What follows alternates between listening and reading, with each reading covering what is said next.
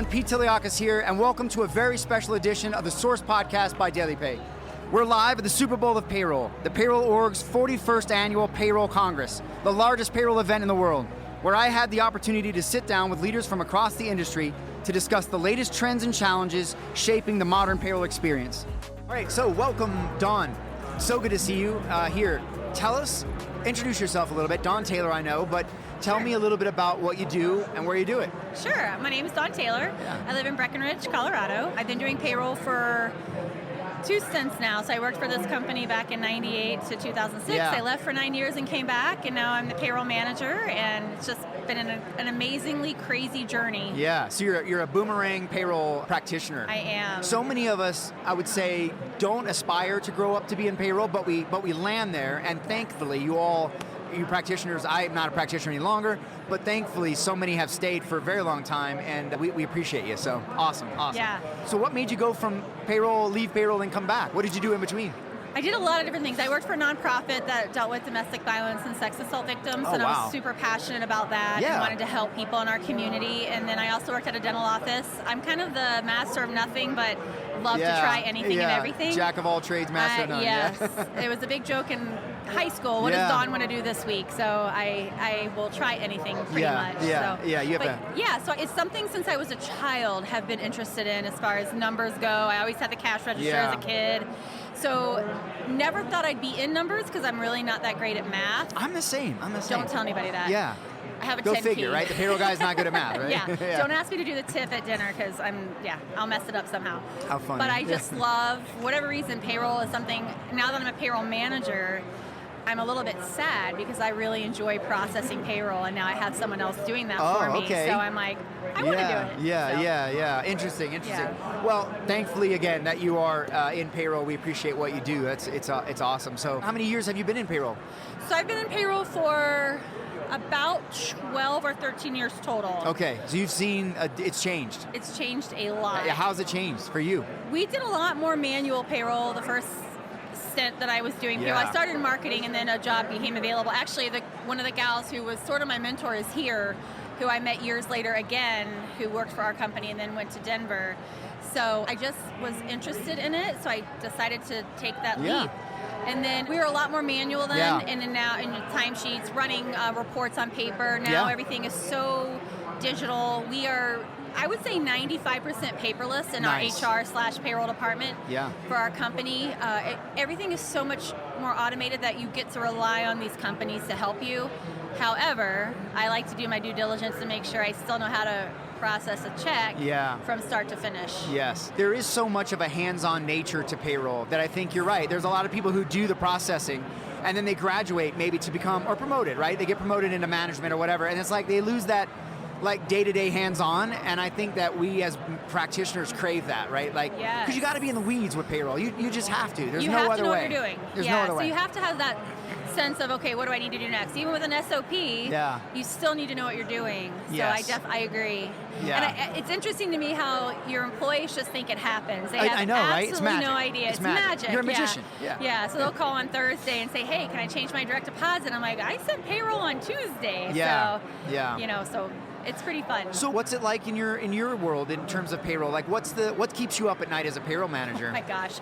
I wake up a lot coming up with ideas. I know, on right? How to, I could process that easier. That earnings code might work better if we did it this way. So we have implemented a system, and we have workarounds because I don't think any system is perfect. So we have a lot of spreadsheets and audits to keep everything in order, which I think is our due diligence to make sure everything's paid correctly. So my main thing is, even if we're 5 cents out of balance, I have to find that. I can't not pay someone Payroll's 5 gotta be perfect. cents. It does. Yeah, it's I'm gotta not be one perfect. person who won't do it perfectly. I wake up a lot with timekeeping. For whatever reason, timekeeping issues will come to me when I'm sleeping, or we could try this or do this better. Well, very often the build to gross is the hardest part of payroll versus the gross to net. The gross to net's almost easy. It's like just getting to the gross, right, to be able to do that. So And then we're in a bunch of different states now that we weren't prior to COVID. So we have a lot of challenges with. I guess actually one of the things that keeps me up is how do I do all the taxes for these states that we're in, because I'm not a tax expert. I'd like to think I'm becoming one. I've had to become one, which is cool. I like the challenge, but I don't feel super comfortable. The pace of change in the world of business is fast, and that drives incredible complexity for the world of human resources. Welcome to the HR Data Labs podcast, a series of conversations with experts inside and outside the world of HR on how to innovate, measure, and evolve our practices. Our goal is to help provide you with practical examples of how HR has to change to meet the complexity of the business environment. Every week, we'll talk to new and different voices on all aspects of HR. And at times, we'll get irreverent. Silly even. And sometimes geek out on the data and technology that underlie the processes that drive the world of HR. But the conversations are always insightful and fun. So please, enjoy the HR Data Labs podcast. Making those decisions on, this is perfect. Yes. So those are the things that I wake up. Front of mind. Top of mind for you. But it's nice that we're able to allow our employees to work in different states. Yes. And, be able to be their best person that they can be. Creates more work for you, though. It does create remote creates more work. Yes. Now, is it work from home or is it work from anywhere? Do you allow work from anywhere? We don't allow work from anywhere. Yeah. Our company's pretty cool in that I get to research the state first. Awesome. If the benefits are greater than what they are in Colorado, because that's where we're based out of, then we won't allow that state. Okay, For instance, I see. California, their overtime rules are different, their time off benefits are different, and they're greater than what we offer the majority of our employees. So we are pretty good at researching. I've learned a lot about researching. I've made a lot of mistakes. And then they work from home, and it's only certain jobs that we can really allow that for. Since we are in hospitality, we have operations that are 24/7 on site, and then our support teams. And those support teams are the ones that will allow to work remote. Wow, very good. Yeah, you have to offer those sorts of things as a flexibility enabler, as an employer, and I think it sounds like your organization is very open-minded about the employee experience, yes, right? And are. making people, fit their goals, right? Their needs, what they want, because we're all different. We all have things that motivate us. We have different lenses. We have different motivations for being at work. It's all money at the end, but let's be honest, right? I mean, for some people, it's their kids. For others, it's a vacation they're all working towards or whatever. Yeah. And it's unique now. And I think that the world that we live in, hyper-personalization is expected, and the workplace is no different now, and that's important. It's great that you have an employer that's willing to embrace that. It's very true, and prior to coming to this, I actually texted my boss earlier saying, this has been such a good reset for me, because I'm really, I want to say burnt out, but I'm feeling a little bit like we're hand-holding a lot, and we're trying to make it so easy for our employees, but it makes it so much harder for our department to process. And one of the main things I've taken from this conference is, if we can make it happen for the employee, we should. We should definitely try. So it's kind of turned my thought process around a little bit to not looking at it as hand-holding, but everybody's situation is totally different. Yes. And why? The why behind it. Correct. It doesn't matter why. At the end of the day, the why behind it is important to that employee. Yes. And I think as an employer, if you can respect that dynamic and offer them help to facilitate solutions, I think that's all you can do, right? I mean, it's, you can't do everything. It's like your kids. You can't do everything, but you do what you can to try to help them get to the right answers, get to the right solutions, and hopefully progress that way. And be happy and be comfortable, right? Yeah. So, along that lines, right? Like, I mean, obviously wellness is huge right now because you want people to have a good quality of life, and that translates to work and home. And you can bring things from home to work. And look, we're all going through something at some point, right? I mean, we all have struggles, we all have opportunities, and I think that, again, it's unique to each person, and being able to let them solve things is really, really important. So how do you guys look at wellness? What are your wellness approach at your organization? We have a wellness fair every year that we allow all of our employees to come to this wellness fair. They're allowed to get blood work done for free. Oh, I love it. And then we have different booths of different companies that are local, so they can see different options that are out there for maybe not normal Western medicine type healthcare. And then we, in our department and across our company, we're really good at saying, if you need a day, if you need a personal time, personal time, take it. We want you to feel good. So we're really good at, I think we're doing a really good job of letting our employees know that they have a say in this. Yeah. Our company's also based on giving the employee the ability to instead of asking, saying, I would like to do this. So intent-based leadership is what we call it. Okay, so yeah. It's based off of a book from a Navy captain. Yeah, Okay. so it's pretty cool. Very good. So I would say we're maybe not ahead of the game on wellness, but we sure are trying to make sure our employees feel good. Yeah, no, absolutely. That's outstanding. You want to be able to bring your total self to work, and your total self brings problems, right? I mean, we all have them, like we said. And so, it's great that your employer is forward about looking to solve those things, right, before they become a problem. So, I love it. So, where does earned wage access fit into your organization at this point? Have you guys gotten to that journey yet? So we've looked at it. We actually have a couple pain points with some of our employees that are commission based. So our company really takes the inclusion and diversity really seriously. So if it doesn't help every employee. What does it really take to lead with impact in today's ever-evolving world? Welcome to Inside the C-Suite, the podcast where influence, energy, innovation, and empathy converge. Hi, I'm Christy Honeycutt, your host. Join me as I sit down with the boldest voices in leadership, visionaries who are not just making decisions, but making a difference. In every episode, we explore the heart of leadership. How do high-performing leaders harness their energy? How do they lead with empathy without losing their edge? How do they turn disruption into innovation and pressure into purpose? You'll hear unfiltered stories of adversity, resilience, and the raw moments that shaped true influence. This isn't about perfection. It's about presence, passion, and the energetic exchange that fuels transformation. Inside the C-Suite is your invitation to lead from a deeper place with intention, connection, and courage. If you're ready to go beyond the surface and unlock what really moves leaders to action, hit subscribe and step inside. You can find us wherever you get your podcast fix.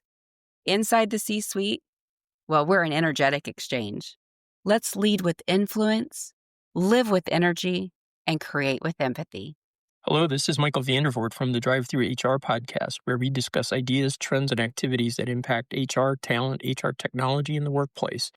Our focus is on expanding knowledge and igniting curiosity as we hear directly from people who are shaping the future of the HR industry. Join us.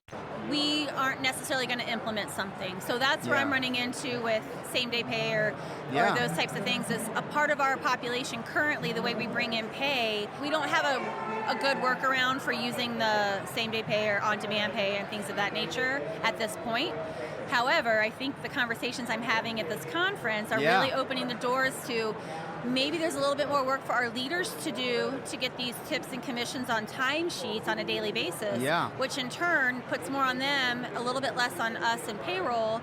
However, in turn, it gives our employees more of an opportunity to use on-demand pay where it wouldn't be possible if we didn't make some changes. So I'm really excited to take back, I've been pushing back on it, like, nope.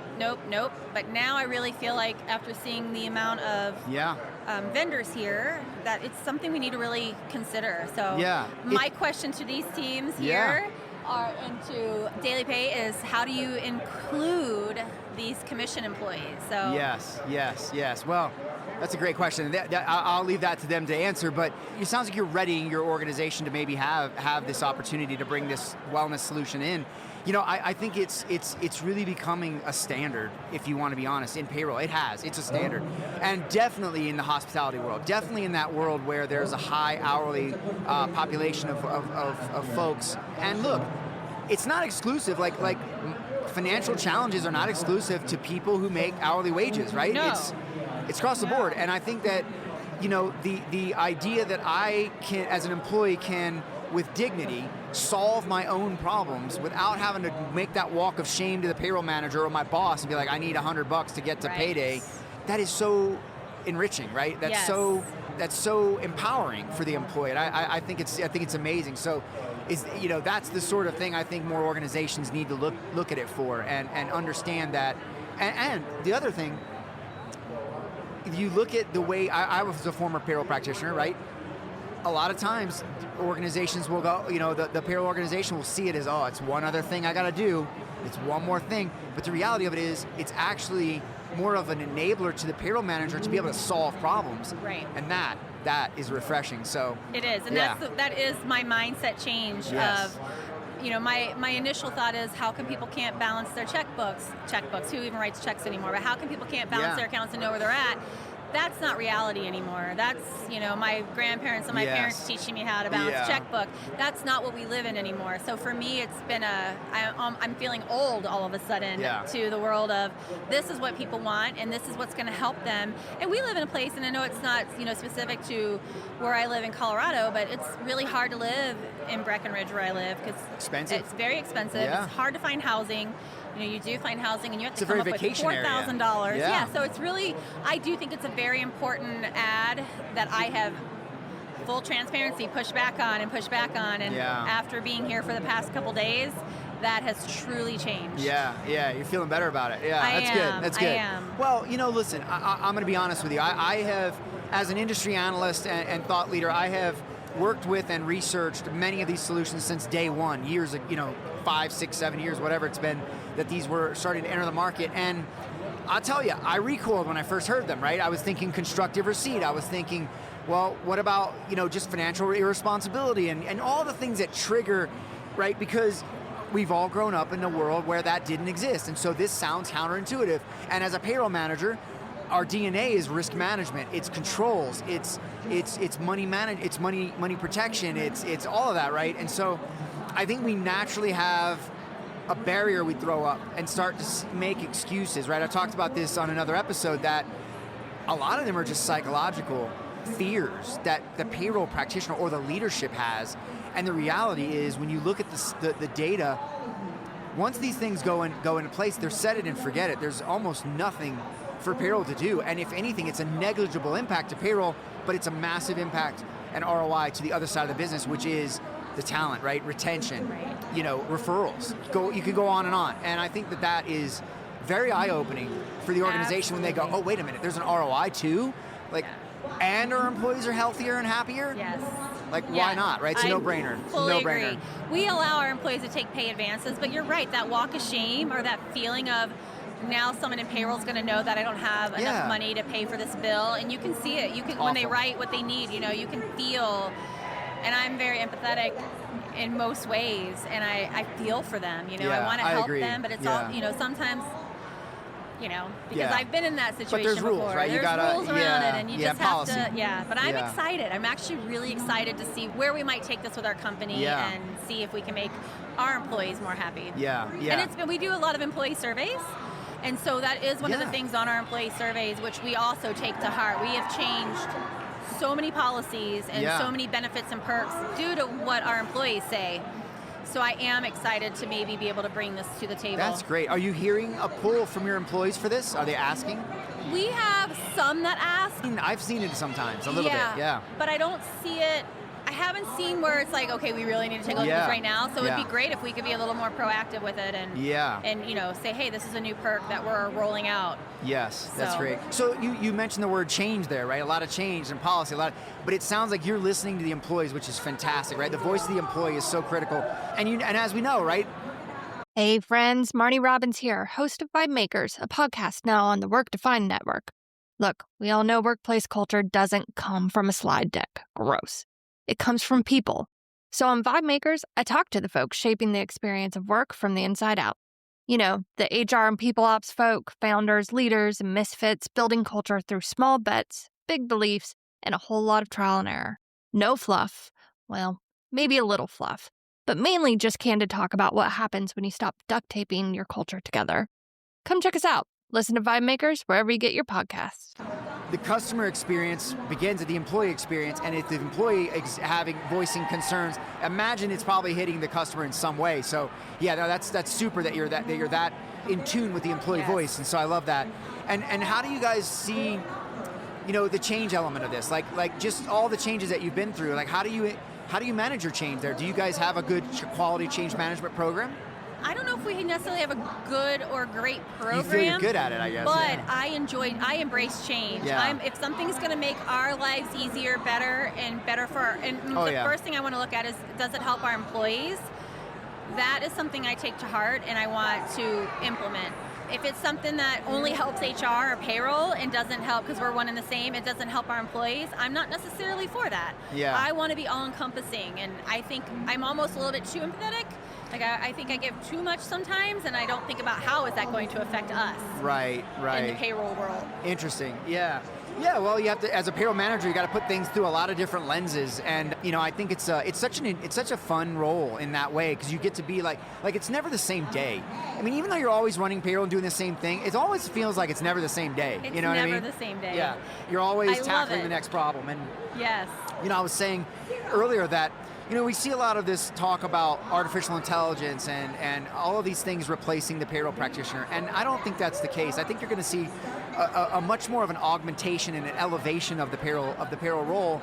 And when you look at all of the types of skills that it takes to be successful in the future with AI, it's all soft skills that payroll leaders have in spades, right? Adaptability, creativity, emotional intelligence. I mean, that is where I think payroll is really going to get a chance to shine, because they're going to have this, all that monotony taken off of them to focus on real impactful stuff like figuring out wellness and helping with employee, taking employee feedback and doing something with that. And that has to feel good. It's empowering. Right? It does. It has to make you feel really good. It does. It really does. It's definitely interesting how that all is encompassing. Yeah. How much do you feel your leadership is invested in payroll as a value outlet? Do you feel that do they see payroll as a source of value in your organization? It sounds like probably just so. the way they treat HR, right? Yes, I'm so lucky to have such a great team of HR and payroll, and even our entire company is really tight, and it's really cool because you come to these conferences and you hear people talk about how they don't have that really good cohesive, HR did this, but they didn't tell payroll. We don't have that, and I'm awesome. So thankful for that. So we are always bouncing ideas off one another on how we can make something work better. We really, not only do we listen to our employees, but our leaders listen to the leadership as well. Yeah. It sounds like you have a very, very, very healthy culture.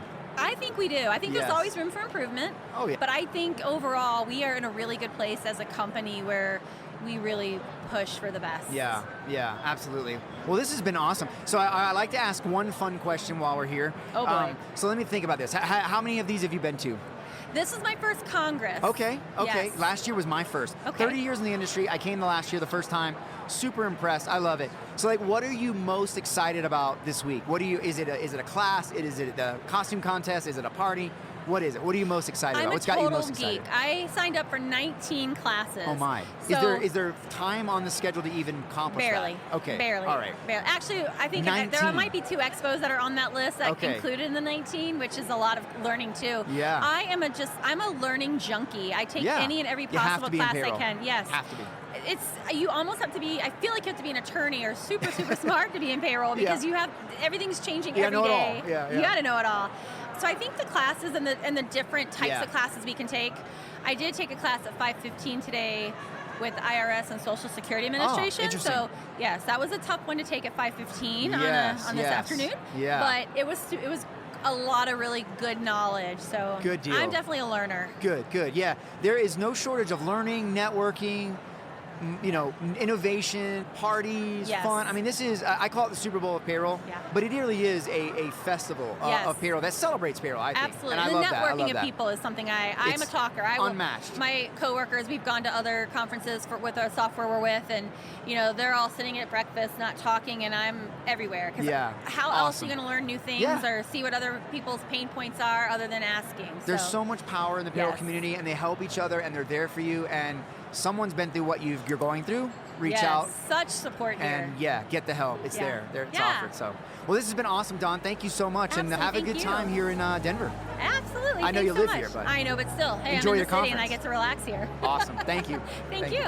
That's a wrap from Payroll Con. Thanks for tuning in. For more of The Source by DailyPay, head to dailypay.com or look for us wherever you get your podcasts.